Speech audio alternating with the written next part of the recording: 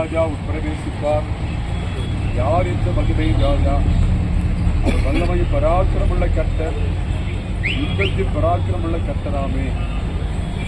அன்பின் பரலோக பிதாவே, ஒருவராய் பெரிய அதிசயங்கள் எல்லாம் செய்கிற உன்னதமான கடவுளே, சிறுமையாக தந்திருக்கிற அருமையான இந்த திருச்சபை மவுண்ட் சியோன் லுதரன் திருச்சபையும் 105வது ஆண்டுவிழா நிகழ்வில் நாங்கள் அனைவரும் பங்கெடுத்து உம்மை பாடி துதித்து மகிமைப்படுத்தி ஆண்டவருடைய பரிசுத்தமான பந்தியிலும் பங்கெடுக்க கடவுள் அளித்த எல்லா கிருபைகளுக்காக ஸ்தோத்திரம். இந்த ஆலயத்தையும் வளாகத்தையும் நம்முடைய அன்பு கரங்களுக்குள்ளே ஒப்புக் கொடுக்கிறோம். எல்லா விதத்திலும் ஆண்டவர் துணையாய் பலனாய் அரணாய் கோட்டையாய் இருந்து இவற்றை ஆசீர்வதித்தார். ஆண்டவரே, ஆவியானவரே, நம்முடைய பெரிய கிருபையினாலே இந்த ஆலயத்தினுடைய நுழைவாயிலை இவர்கள் கட்டி முடிக்க கடவுள் செய்த எல்லா கிருபைகளுக்காக ஸ்தோத்திரம். இதை உங்களுடைய அன்பு கரங்களிலே ஒப்புக் கொடுக்கிறோம். இந்த வாசலை கர்த்தர் ஆசீர்வதிப்பீராக. இது சியோனுடைய வாசலாக இருக்கும்படி, ஆமாண்டவரை எருசலேமின் அலங்க வாசலாக இருக்கும்படி கர்த்தர் இதை ஆசீர்வதிக்க வேண்டும் என்று நாங்கள் ஜெபிக்கிறோம். ஆண்டவரை உழைத்த ஜெபித்த கொடுத்த அனைவரையும் ஆண்டவர் ஆசீர்வதித்தார். ஐஎல்சியாக நார்வல் சபைச்சங்கமாக ஆண்டவரே பல்வேறு நிலைகளிலே இந்த மதுரவட்டத்தில் இந்த மலைமேல் இருக்கிற இந்த திருச்சபைக்கு நாங்கள் கடந்து வந்து இந்த மகிழ்ச்சியான அனுபவங்களை காண வீசிய கிருபைக்கு ஸ்தோத்திரம்.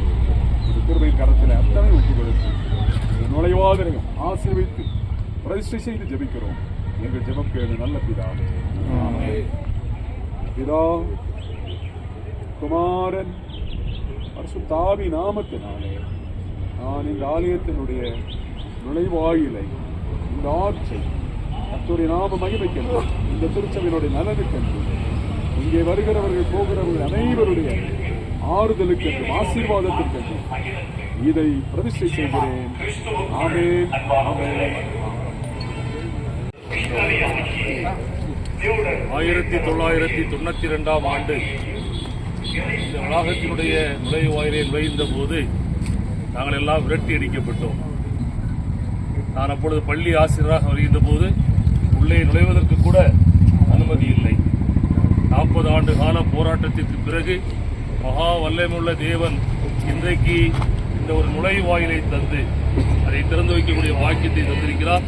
எல்லா வல்ல இறைவருக்கு கோடான கோடி ஸ்தோத்திரம். அவர் நாமம் மகிமைப்படுவதாக.